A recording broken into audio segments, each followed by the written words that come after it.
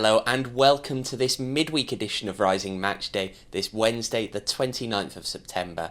I'm Owen Evans, looking ahead to tonight's game against LA Galaxy 2, but first, let's look back at Saturday's win up in Tacoma.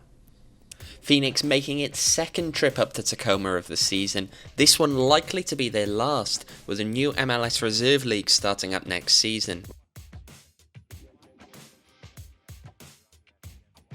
A very frustrating first half for Phoenix as Tacoma sat with a lot of men behind the ball, just absorbing the pressure.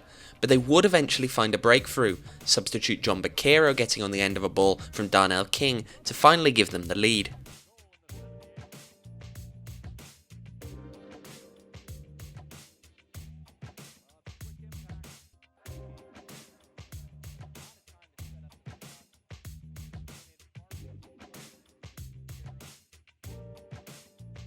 But the lead didn't last long. After the match, Rick would complain this goal was offside, but it did count on the night, Sam Adeniran bringing the team's level.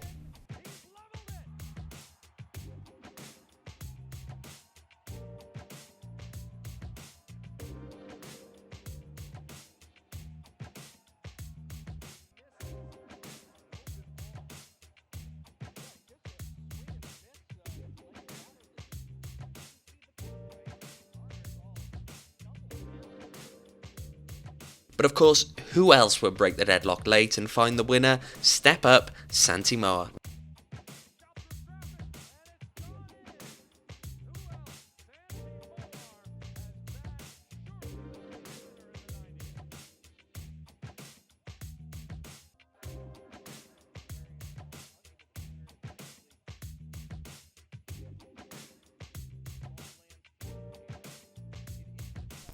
So Rising come out as 2-1 winners on the night. Here's the reaction from after the match.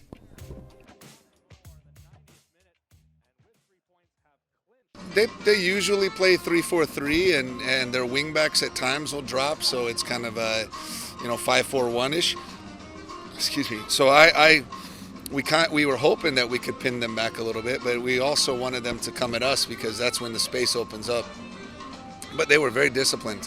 To play with two forwards, and they were dangerous on the break, and I thought Musa and Joey handled it extremely well, and Lambert was really good in possession for us. But the biggest thing is now when teams want to do this against us, we have the type of players that can break it down. I thought Arturo needs a little more space to operate in games. He's more of a slasher and a runner, but then you put in a guy like David Loera, and oh man, he's just his energy, his ability to turn and keep the ball and break.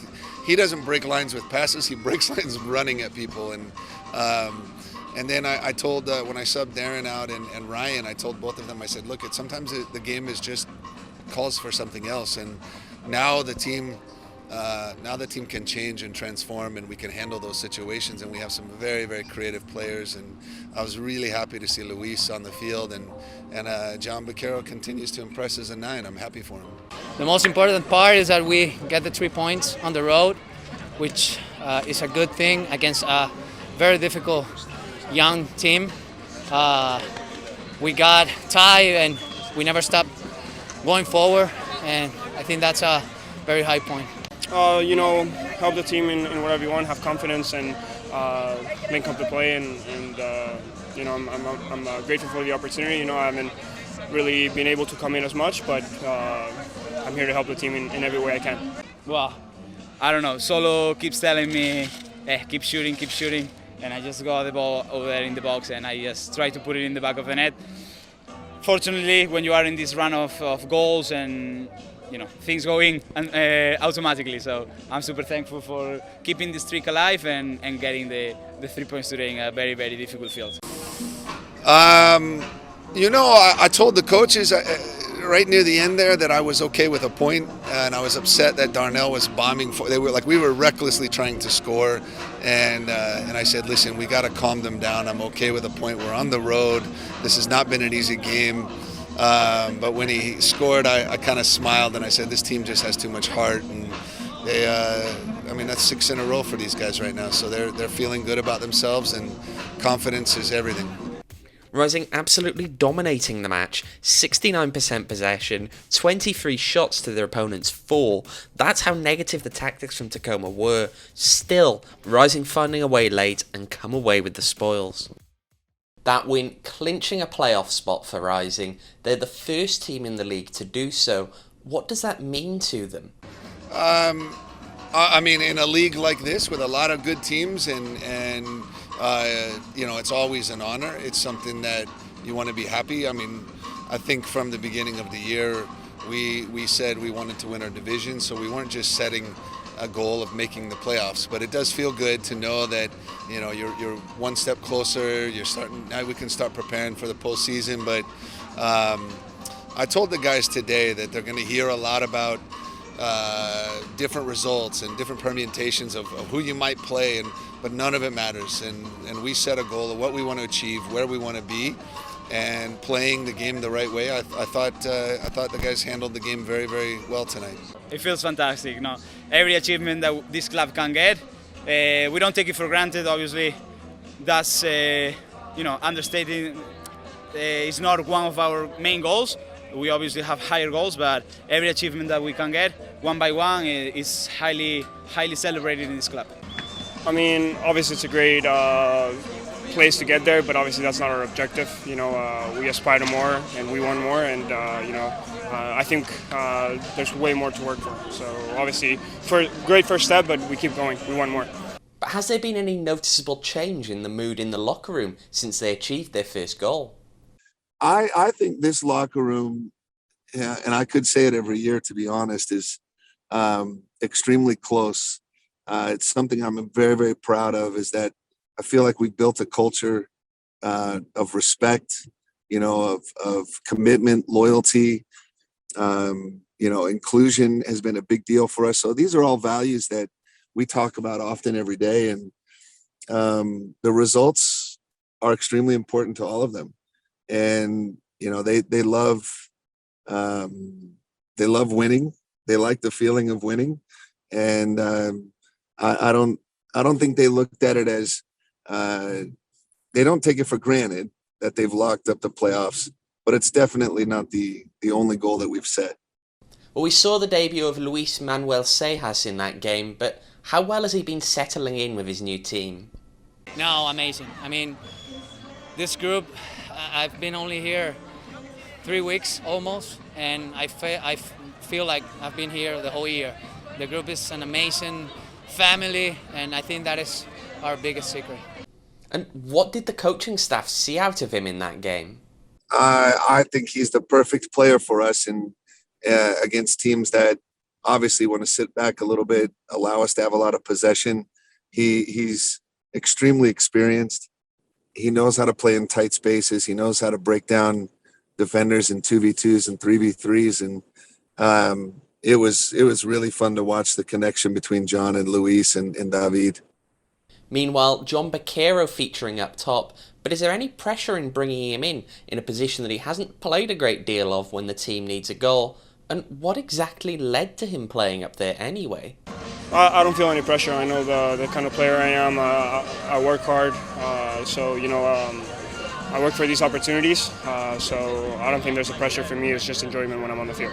Well, I told him we had a good meeting this week, and it's been difficult for John this season, and it's been hard. He's such a good soldier for the club, and he loves the club, and he wants to do anything for the club to succeed. And he told me that he didn't want me to disrespect him, or we just had to have a conversation. And I feel like we're in a better place as friends and as coach and player and as a mentor, and he answered the challenge. I told him, I said, you have to be able to come off the bench and make something happen, and he did. He was spectacular. So good for him. It just makes it harder now for all three strikers, and this is what I've always wanted, is three competitive strikers that are a little bit different. Well, let's take a look at the rest of the Pacific Division. A trio of games on Saturday evening, all 7 p.m. kickoffs. We saw Rising face Tacoma. Also on the menu was Orange County hosting Oakland. First half, Ariel Mumba dancing around with the ball at his feet before slotting it away. Looks like he took everyone by surprise taking on the shot. 1-0 Oakland.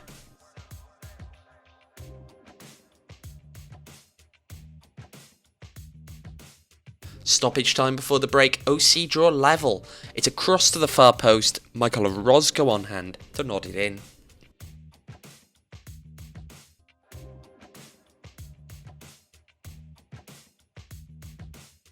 Right as it looked like this would finish a draw, it didn't.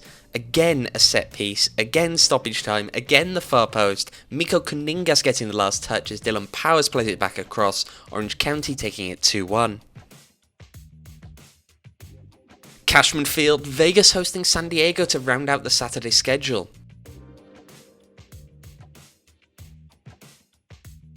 The hosts opening the scoring, Danny Trejo getting on the end of this low cross to make it 1-0 to Lights.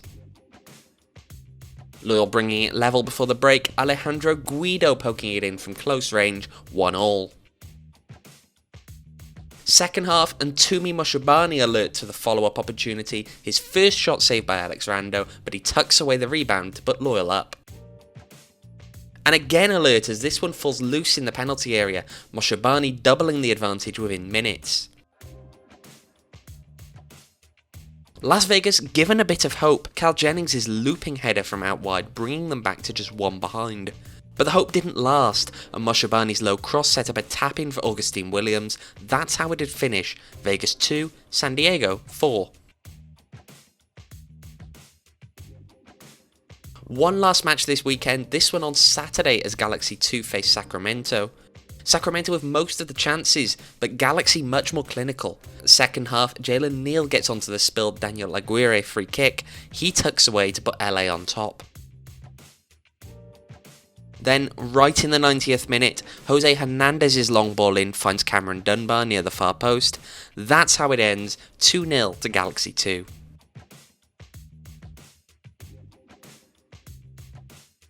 As mentioned earlier, Rising has now sealed its playoff spot with a win over Tacoma. The way things stand, their next win would seal a division title, which could be as early, of course, as tonight. No other games in division to keep an eye on today, it's just Rising going at it until the weekend, although if you're looking for seeding purposes, El Paso Locomotive hosting Real Monarchs at 6 PM Arizona time. Looking ahead to tonight, rotation is expected. But does Rick understand why, after some previous occasions, the fans are concerned? I don't know why anyone would be worried. If you look at the players that we subbed into this game tonight, I think that they would start anywhere in the USL. So I'm very confident with the groups that we have and the players that we have. I have to stop saying that we have two groups because it's one team, and they're all part of it, and everybody is extremely valuable. So we'll see. We have to look at how everyone feels, and now we have to start managing their bodies. But how difficult is it to play in such a heavily rotated lineup? Yeah, it's a challenge. You know, when you anytime you mix up, you know, an entire starting 11 from one game to the next, there's always, you know, kind of, you know, getting used to the guys you're playing with and stuff like that. But I think at this point in the season, having trained together day in, day out for, you know, since, you know, February, March at the beginning of the season. So I think we have a good understanding of each other. You know, we know what certain players like to do, how they like to move and stuff like that. So I think that makes it a lot easier later in the season if you have to mix up a lineup and you know, put in some new faces. We're Rising out at the Track and Field Stadium again tonight as they face LA Galaxy 2. But what kind of a challenge does that environment present? Well, the biggest problem we have is the lighting. It's really not very good. Plus, they don't have any locker room facilities, so you have to walk a long way from the main stadium to the field. We chose to stay out at halftime last time, which I think upset everybody. But I didn't want to walk our players all the way in, and obviously it worked out. It was a good decision.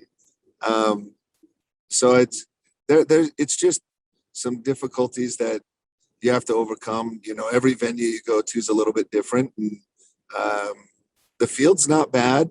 It plays pretty fast, and they get it wet. So, you know, the boys are okay with the field. That's for sure. And finally, should we expect anything different out of Galaxy 2 compared with how they came out last time?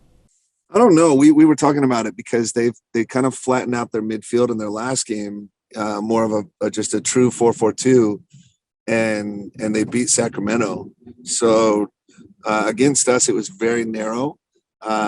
More like a diamond in the midfield. and I thought it was confusing at first, somewhat challenging. So I wouldn't be surprised if he changes again. I like Junior. He's a smart guy, and he makes it difficult. It took us a good 10 or 15 minutes just to figure out what was going on the last time we played him. Well, that's all from me. Tonight's game, a 7:30 p.m. kickoff. Make sure to follow along with the social media accounts above for the latest from inside Dignity Health Sports Park. Enjoy the match. Goodbye.